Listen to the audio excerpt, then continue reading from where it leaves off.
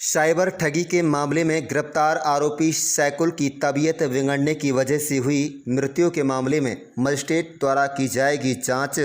डॉक्टरों के बोर्ड द्वारा मृतक आरोपी सैकुल का किया जाएगा पोस्टमार्टम। मृतक सैकुल खान अलवर टीकरी गोविंदगढ़ का रहने वाला था। आपको बता दें कि यह जानकारी फरीदाबाद के पुलिस प्रवक्ता ने आज मीडिया को दी है। आपको बता दें कि मृतक आरोपी व उसके साथियों ने प्लॉट बेचने के नाम पर फरीदाबाद निवासी सुब्रत के साथ करीब 1,90,000 रुपये की ठगी की वारदात को अंजाम दिया था। पीड़ित की शिकायत पर 13 जुलाई को आरोपियों के खिलाफ साइबर ठगी धोखाधड़ी की धाराओं के तहत साइबर थाना NIT में मुकदमा नंबर 29 दर्ज किया गया था। बता दें आरोपी नरेंद्र, धर्मेंद्र, साबिर, अली मोहम्मद व सैकुल की मामले में संलिप्तता पाए जाने पर उन्हें 20 जुलाई को गिरफ्तार किया गया था। कानूनी प्रक्रिया के अंतर्गत 20 जुलाई को आरोपियों की मेडिकल जांच कराई गई थी। गिरफ्तारी की सूचना आरोपियों के परिजनों को दे दी गई थी। आपको बता दें कि मेप पंचायत के सदर शेर मोहम्मद ने मीडिया से बातचीत करते हुए कहा है कि मृतक लड़का सब इंस्पेक्टर की तैयारी कर रहा था। हरियाणा की पुलिस पर आरोप है कि लड़के को मार पिटाई करते हुए यहां से ले गए और पुलिस कस्टडी में मौत हुई है। आरोप है कि स्थानीय पुलिस को भी कोई जानकारी नहीं दी गई। इस मामले की जांच कराएंगे।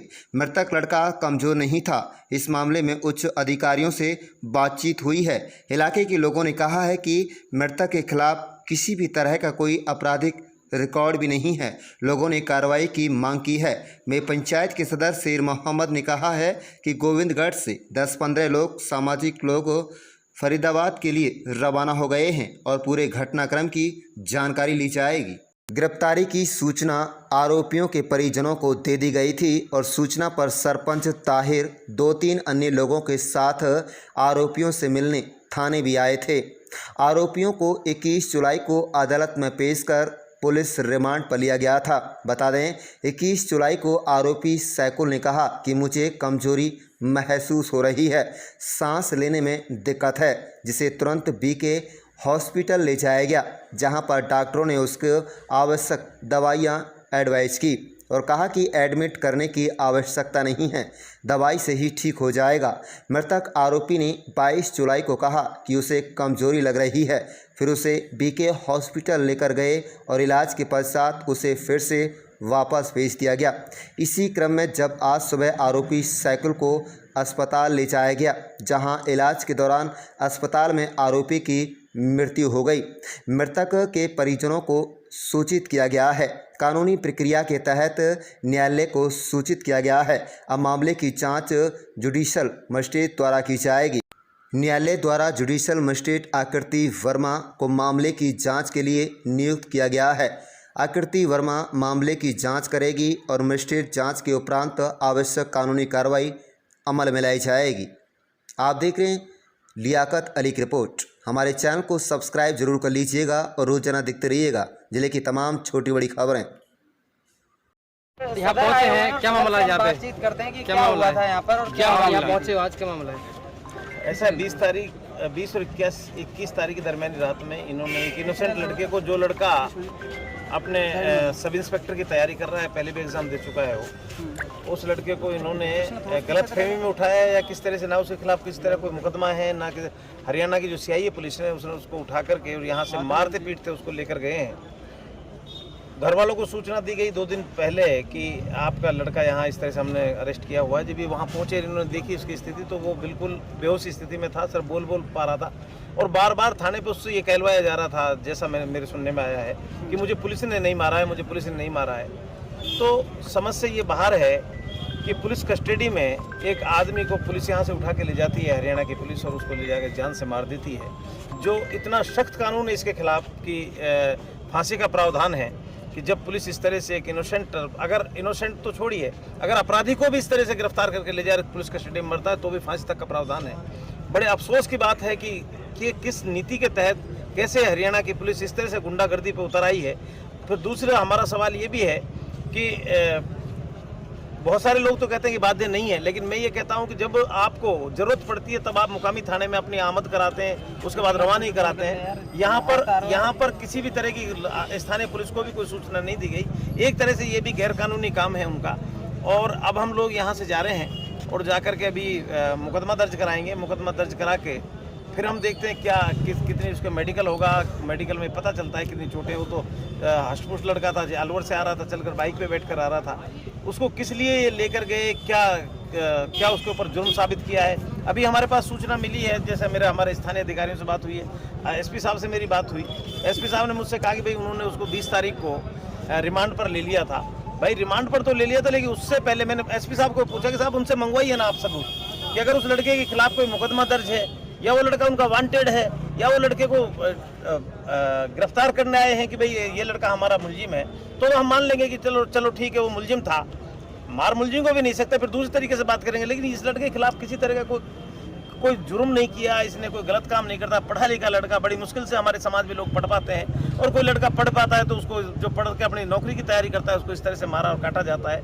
ये और वो भी सरकार के आदमी, सरकार के नुमाइंदे। अगर सरकार के अधिकारी कर्मचारी ऐसा काम करेंगे, पुलिस के लोग ऐसा काम करें, तो इससे बड़ी बुरी बात और इससे निंदनीय बात कुछ हो नहीं सकती। लगातार पुलिस ये कह रही है कि वो साइबर ठगी का आरोपी है। हरियाणा पुलिस कह रही है वो साइबर ठगी का आरोपी है। मैं ये कहता हूँ, मैं बार बार एक बात को कह रहा हूँ, आपके माध्यम से भी कहना चाहता हूँ, और पूरा मीडिया में ये हमारी खबर जानी चाहिए।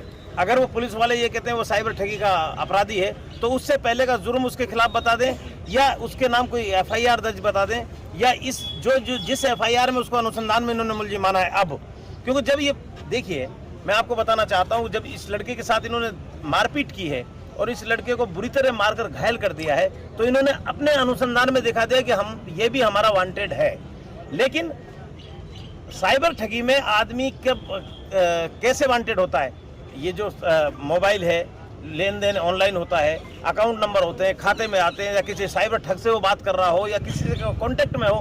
भाई मुझे आप साइबर ठग तभी तो कहेंगे तब मैं किसी ठग के कांटेक्ट में हूँ, या मैंने मेरे अपना अकाउंट में पैसा डलवाया है, या मैंने कहीं किसी पर लेन देन कराया है, या किसी साइबर ठग से किसी को मिलवाया है। कहीं पर तो मेरा जिक्र होना चाहिए। जब कहीं पर जिक्र नहीं है तो फिर उस लड़के को जान से मारने का क्या अधिकार है? साइबर के नाम पर यहाँ पर अलवर जिले में भी और भरतपुर में भी हाल ही के दिनों में बहुत ज़्यादा पुलिस ने दबिश दी और घरों में भी तोड़फोड़ की थी। आपसे पहले आप भी खुद दोंगड़ी में एक मामला था, आप खुद आए थे। क्या कहना चाहते हैं कि जो साइबर का जो लोग है वो हमारे क्षेत्र में जहाँ तक साइबर ठगों का सवाल है, मैं पूरी तरह से इसमें पुलिस के साथ हूं। इनके घर भी टूटने चाहिए, इनके जूत भी पड़ने चाहिए, इनकी कुटाई भी होनी चाहिए, इनके मुकदमे भी दर्ज होने चाहिए, जेल भी जाने चाहिए। मैं उसके 1 मिनट भी उसके पक्षधर नहीं हूँ।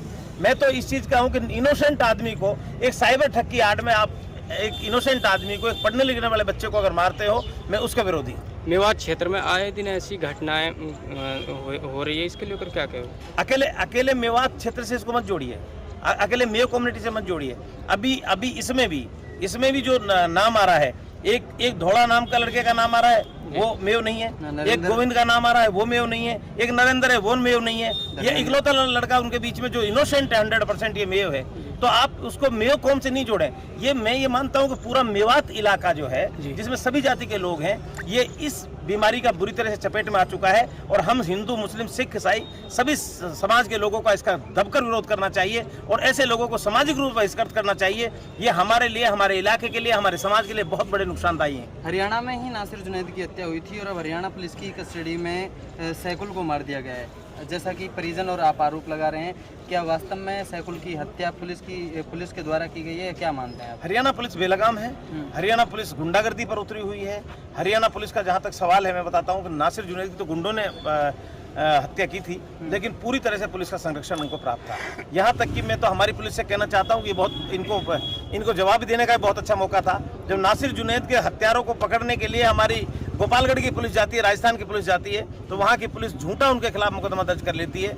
इनको भी इनके खिलाफ तत्काल कम से कम इतना तो बनता ही है कि आपने हमारे यहाँ आमद और रवानगी नहीं दिखाई, तो आप किस आधार पर हमारे उसको ले गए। और मैं अभी आला अफसरान से बात भी कर रहा हूँ, मेरी आईजी साहब से बात हुई, मेरी एसपी साहब से बात हुई, मैं सबसे बात भी कर रहा हूँ। मैं कह भी रहा हूँ कि आप लोग क्यों नहीं इनको इस तरह का जवाब देते। जब हमारी पुलिस गुंडों को पकड़ने जाती है, हत्यारों को पकड़ने जाती है, जो इतने बड़े अपराधी उनको पकड़ने जाती है, हमारी पुलिस के खिलाफ झूठा मुकदमा दर्ज कर ले, तो आप क्यों नहीं दर्ज करते? क्यों इतनी शराफत दिखा रहे हो? क्यों इतनी शालीनता बरत रहे हो इनके खिलाफ? ये भी हम बात कर रहे हैं, क्योंकि इन्होंने ये अपराध किया है और अपराध यहाँ से उठा करके लेकर के गए हैं। लेकिन क्योंकि कानून के हिसाब से उन्होंने जाते ही उसको अरेस्ट दिखा दिया तो इसलिए हमारी पुलिस यहाँ की इसमें कमजोर पड़ गई कि भाई उन्होंने मुलजिम को अगर 1-2 दिन रोक भी लेते तो भी उन्होंने सेम डे जाकर के उसका रिमांड ले लिया।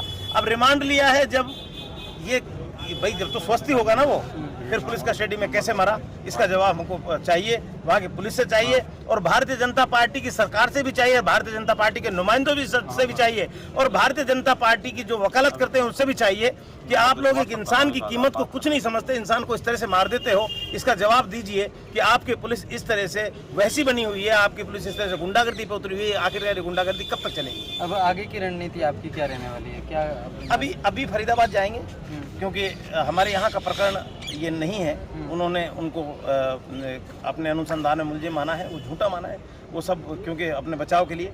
ये आप लोग भी जानते हैं, हम भी जानते हैं कि कई लोग क्या होता है कि पुलिस पकड़ने आती है और निर्दोष लोग जब उसमें पकड़े जाते हैं तो विरोध भी करते हैं, फिर बाद में पुलिस क्या काम करती है कि निर्दोषों को उठा के बंद कर देती है। कहीं ऐसा नहीं हो कि निर्दोष हमारे खिलाफ आवाज़ उठा दें।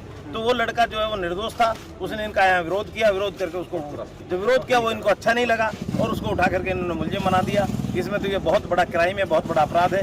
देखते जाइए, हमें न्यायपालिका का पूरा विश्वास है, चाहे दुनिया की कोई भी ताकत नहीं है कि जो इन दरिंदों को फांसी के फंदे से बचा दे।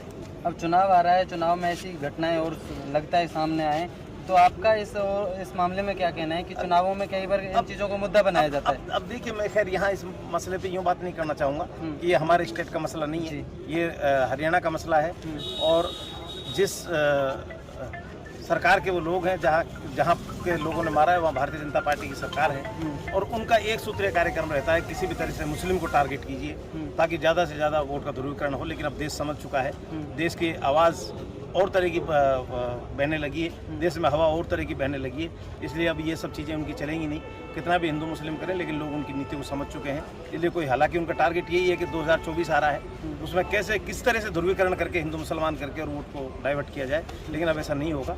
लेकिन मैं इस चीज़ को इससे नहीं जोड़ना चाहता। ये एक अपराध किया है, हरियाणा पुलिस ने अपराध किया है और हम सख्त से सख्त उनके खिलाफ कार्रवाई करें। शुक्रिया। ठीक है, थैंक यू। देश के अंदर कानून व्यवस्था ठप हो चुकी है। यहाँ एक जानवर की कीमत से भी, एक इंसान की कीमत से ज़्यादा एक जानवर की कीमत हो गई है जी। जानवर के ऊपर एक इंसान की जान ले लेते हैं, लेकिन एक इंसान की जान बचाने के लिए जानवर को नहीं छोड़ सकते। ऐसी ही घटना हमारे गोविंदगढ़ थाना क्षेत्र में हुई है, जो हमारा शेखुल भाई टीकरी निवासी रहने वाला है। अभी महज 2-3 महीने पहले शादी हुई है, जयपुर तैयारी कर रहा है, ग्रेजुएट बंदा है। उसको फरीदाबाद पुलिस ने गोविंदगढ़ थाना क्षेत्र से उठाया और उसको यहाँ से उठाकर वहाँ थाने लगे, वहाँ पुलिस कस्टडी में उसकी मौत हो गई। जबकि वहाँ से जो FIR हमारे पास आई है उसमें शेखुल का दूर दूर तक भी कहीं नाम नहीं है, क्योंकि वो एक शिक्षित बंदा था, अपनी आगे की तैयारी कर रहा था, भविष्य की तैयारी कर रहा था। इस प्रकार से, और यदि दूसरे राज्य की पुलिस या दूसरे थाने की पुलिस जिस थाना क्षेत्र से किसी मुलजिम को उठाती है तो उस थाना क्षेत्र के SHO को, वहाँ की पुलिस को जानकारी देते हैं कि आपके थाना क्षेत्र से हमें मुलजिम गिरफ्तार करने हैं, आप हमें 1-2 कांस्टेबल हमारे साथ भेजें। जबकि वहाँ की पुलिस ने, यहाँ की पुलिस को ऐसा कोई जानकारी नहीं दी। फिर यहाँ हमारे लोग SHO साहब से मिले हैं तो उन्होंने जब बात करी, वो हैरान करने वाली बात है, उन्होंने कही कि ऐसे तो लोग मरते ही रहेंगे। ये एक राजस्थान पुलिस के एक थाना के जिम्मेदार और वरिष्ठ और SHO के ये लफ्ज हैं कि ऐसे किसी को भी पुलिस उठा सकती है और किसी को भी मार सकते हैं, इसमें हम FIR दर्ज नहीं ले सकते। तो आप बताइए, आप सर कैसे FIR लेंगे? आप कैसे FIR लेंगे? हमें ये बता दिए हमारे, और हम 2-4 लोगों को मरवा दें। अच्छा, कितना पढ़ा लिखा था शेखुल? और वो ग्रेजुएट बंदा था, ग्रेजुएशन कर रहा था, जयपुर रहकर तैयारी कर रहा था। अभी उसकी 2 महीने पहले शादी हुई थी, तो एक बार उसकी बीवी को लाया था वो, तो उसकी वजह से, शादी की वजह से वो यहीं रह रहा था, अपने गांव में रह रहा था और वो अपने गांव के लिए आ रहा था। तो पुलिस के 8 गुंडे जो उसको किडनैप करके यहाँ से ले गए हैं और वहाँ कस्टडी में रखा है, जबकि उसका FIR ही नहीं है, तो उसको कस्टडी नहीं मांगती पुलिस। 151 में दिखा दीजिए, 24 घंटे में दिखा दीजिए, लेकिन पुलिस ने ऐसा नहीं किया और उसको इतना टॉर्चर किया कि उसका मर्डर और उसकी हत्या कर दी थाने के अंदर। फरीदाबाद पुलिस कह रही है कि 1.90 करोड़, मतलब 1 करोड़ 90 लाख रुपए की ठगी का आरोप उनके ऊपर है। उनके साथी 3-4 साथी हो रहे हैं उनके ऊपर। देखिए सर, फरीदाबाद पुलिस कह रही है, एफआईआर में कह रही है, लो एफआईआर में उसके नाम भी तो दिखा दो आप। यदि 3-4 साथी है तो उनको उठाइए ना। आपको किसने मना किया? यदि आरोप किसी ने किया है उस आरोपी को उठाइए, हम क्यों आएंगे? लेकिन यदि फरीदाबाद में वो कहिए तो उस फरीदाबाद में उसका आरोपी का नाम भी तो दिखाएं कि भाई सैकुल का इसमें नाम है कहीं। कोई भी दूसरा आदमी टटलू काटेगा, मैं अपने शरीफ आदमी, मैं अपनी 2 वक्त की रोजी रोटी है मैं भविष्य तैयार करूँ, पुलिस मेरे को ले जाएगी। मेरे साथ के आपने जुर्म किया, आप मेरे साथ रहते हैं तो आपकी जुर्म की सजा मुझे मिलेगी, मेरी हत्या कर दी जाएगी क्या? ये मेरी हत्या कर दी जाए, उसके साथियों ने करा तो साथियों गिरफ्तार करो आप। उसके साथियों के बदले क्या उसको मारेंगे पुलिस? उसकी हत्या कर दी पुलिस ने। अब आगे ये क्या पुलिस का घिनौना काम नहीं है? या क्या इंसानियत के नाम पे धब्बा नहीं है? यहाँ से कुछ दिन पहले नासिर की भी हत्या इसी प्रकार से हुई थी। वो बहुत बड़ा कांड हुआ था। अरशू गहलोत खुद जाके आए थे वहाँ पर। कमोबेश यही स्थिति यहाँ सामने आ रही है। एक शायर ने एक शेर कहा था कि ये तेरी कुर्सी है, कोई जनाजा तो नहीं, जब तेरे से नहीं संभलती तो इससे उतर जाओ। इसी प्रकार से नासिर जुनैद और पहलू खान, रकबर खान, कितने हत्या हुई है? एक विशेष समुदाय के, हमारे समाज की है। और जो एक निर्दोष है सारे के सारे लोग, और पुलिस उनको कस्टडी में सारी आदर्शों की तो पुलिस कस्टडी में मौत हुई है और पुलिस उसके ऊपर कोई कार्रवाई नहीं हुई। पुलिस की उनके ऊपर कोई अभी तक क्या कार्रवाई हुई? मोनू मानेसर अभी पुलिस की गिरफ्त से बाहर है।